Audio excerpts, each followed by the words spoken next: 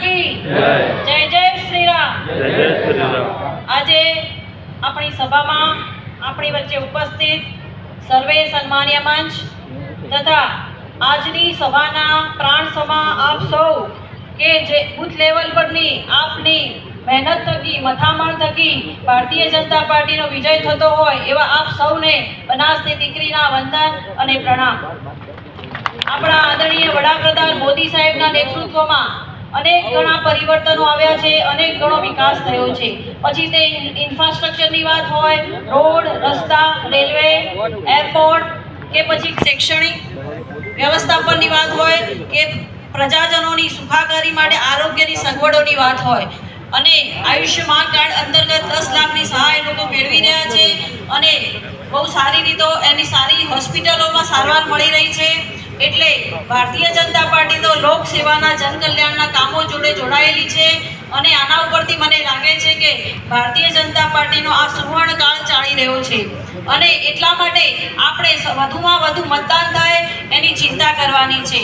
મોદી સાહેબના નેતૃત્વમાં આપણે જોયું કે 2014માં ગુજરાતમાં લોકસભાની 26 સીટો આપણે જીત્યા છીએ। 2019માં પણ એનું પુનરાવર્તન થયું છે અને 2024માં પણ જ્યારે એનું પુનરાવર્તન થવા જઈ રહ્યું છે ત્યારે બધું જ જ્યારે સારું ચાલતું હોય ત્યારે સંયમ રાખવો બહુ જરૂરી હોય છે।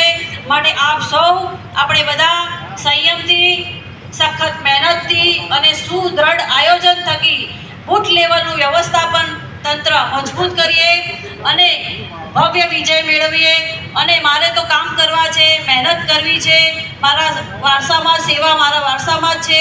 માટે જીત્યા પછી પણ આપણા પ્રજાના પ્રશ્નો માટે, કાર્યકર્તાઓનું કામ કરવા માટે આપણે ભવ્ય કાર્યાલયનો આરંભ કરીશું અને એમાં આર્ટિફિશિયલ ઇન્ટેલિજન્સ અને ટેકનોલોજીનો ઉપયોગ કરીશું જેથી પ્રજાના પ્રશ્નો મારી જોડે સરળતાથી પહોંચી શકે અને એનું રિઝલ્ટ, એનું નિરાકરણ સહેલાઈથી આવી શકે।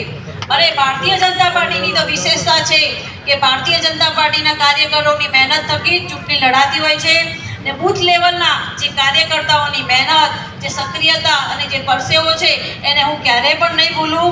અને છેલ્લે મારે કહેવું છે કે વિકસિત, સશક્ત, આત્મનિર્ભર અને હરિયાળા બનાસ માટે આપણા આદરણીય મોદી સાહેબને ત્રીજી વખત દેશના વડાપ્રધાન બનાવવા માટે 7મી મેના રોજ ભારતીય જનતા પાર્ટી તરફનું મતદાન કરીએ અને વધુમાં વધુ મતદાન થાય એની ચિંતા કરીએ।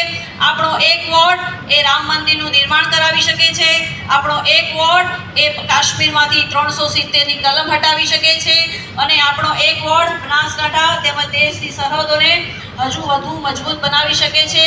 માટે મારી આપ સૌને વિનંતી છે કે આપણે 7મી મેના રોજ ભારતીય જનતા પાર્ટી તરફી મતદાન કરાવીએ અને આપણા પાટીલ સાહેબનું જે લક્ષ્ય છે 5 લાખથી વધુ લીડનું, મને પૂરો વિશ્વાસ છે કે આપ સૌના સહયોગ અને શક્તિથી આપણે જરૂરથી બનાસકાંઠા વતી 5 લાખથી વધુ લીડ મેળવી અને બનાસકાંઠા વતી એક કમળ મોદી સાહેબને જરૂરથી અર્પણ કરીશું।